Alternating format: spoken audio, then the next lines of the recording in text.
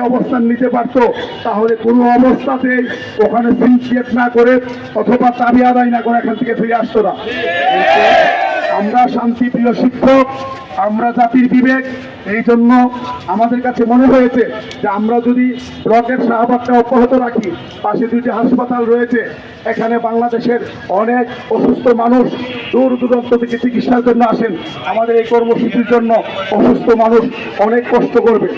এই জায়গা থেকে পাশাপাশি এটা যেহেতু একটা গুরুত্বপূর্ণ রাস্তা, এই রাস্তাটি বন্ধ করে দেওয়া হলে পুরা শহরের মধ্যে জ্যাম লেগে যায়।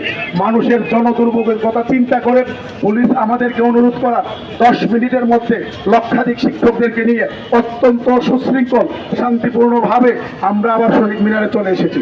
আপনারা দেখেছেন গতকালকে আমরা এখান থেকে রাজপথে বিক্ষোভ মিছিল বের করেছি, টিএসসিতে গিয়ে বিক্ষোভ সমাবেশ করে অত্যন্ত শান্তিপূর্ণভাবে আমরা এখানে চলে এসেছি।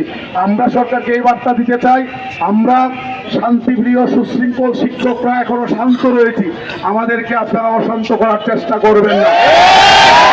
কারণ শান্তিপ্রিয় মানুষ যখন অশান্ত হয় তখন এই মানুষগুলো বিদ্রোহী হয়ে ওঠে, আর এই বিদ্রোহী মানুষকে কোনো বাহিনী দিয়ে, লাঠিয়াল বাহিনী দিয়ে কোনোভাবেই নিয়ন্ত্রণ করা সম্ভব হবে না।